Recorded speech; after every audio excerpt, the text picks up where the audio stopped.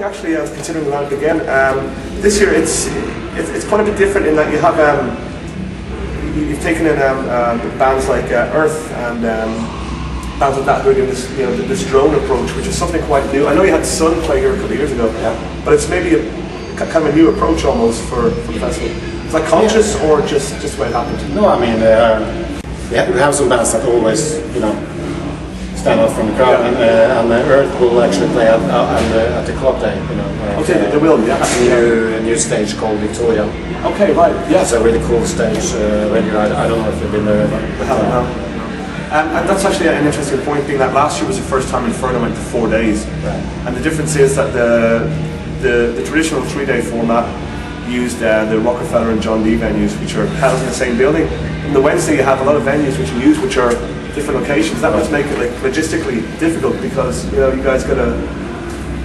In a way, but you know, we have people like that only work at the single clubs, and most of the clubs also do concerts on a daily basis. You know, so there's people there that can deal with anything. Do you trust them? Yeah, well, we have like a responsible at every stage, every venue, and people at the door and all that. And did it run well last year? Yeah, all of that run well. You know, we had some problems with the queues.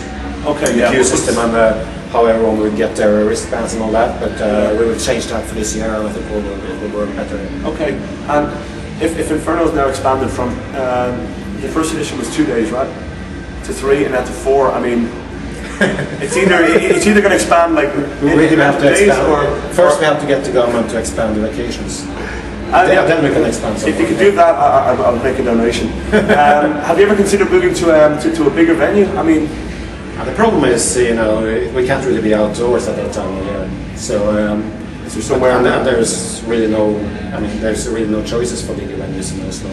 Because I guess you have. You can do Spectrum, but it's like so impersonal, and you know, it's not a good festival. You can do gigs there, but you can't do a festival. Sure. I mean, that's a good thing about the Rockefeller and John D thing, in that it still has the feeling of the club. Yeah. I think that's part of the. I mean, part of the charm for people, you know, it's like, you know, they can go up and down to relax on the roof and buy some food, and it's close by, lots of bars, and they can go about Oslo quite easily. Yeah, you know. I noticed there's a lot of sponsorship and support for the festival, and again, I suppose if I could use Ireland as a comparison, that kind of thing doesn't really happen in Ireland. Is it? You get support from the Norwegian state for the festival? No, we don't get any official support or any free support at all. Actually. You don't know? Okay. No, the only thing is we have this organization working with us for the conference part of the festival. Yeah. Which are supported by that organization. Okay, but apart from that, no. The only time we had any support at all was when we had our kick-off party in London. Right. Yeah. Okay, that was in 2005 or something, right? Yeah. In Oslo, it's really hard to get support like that. You know, they only support like what they call like Knutebånds Festival, like which is and that's about it. Nothing else at all. So, really? Okay. Because I know that there are a lot of a lot of towns have some kind of festival or whatever of their own kind of thing. I was under the impression that they got support from the government, but that's not the case. Yeah, not in Oslo, I think. Okay. But other towns, yeah. Right. In Oslo, they spend their money on other stuff. I don't know what. But supporting foreigners like me. Supporting you, yeah. Yes. The very first time you put on the Inferno Festival in 2001, I mean, regardless of anything, it was a big undertaking. You had 2 days with John D and Rockefeller, which, you know, doesn't come cheap, I can imagine. You had a lot of bands playing, and I mean, were you guys very concerned when you actually forged the idea that you were going to end up, like, you know, homeless or penniless or paying this thing back? I mean, the good thing, I mean, of course, every year you start out like up here, and you end somewhere a bit below.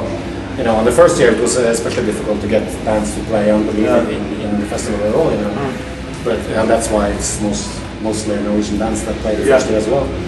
But the venue was good, you know. They took us on like a trial notice, so we got like a cheap in the first year, and worked up from there. You know, so you know, the first year was always going to be difficult. Okay. It was after New Year's for sure. But, Okay.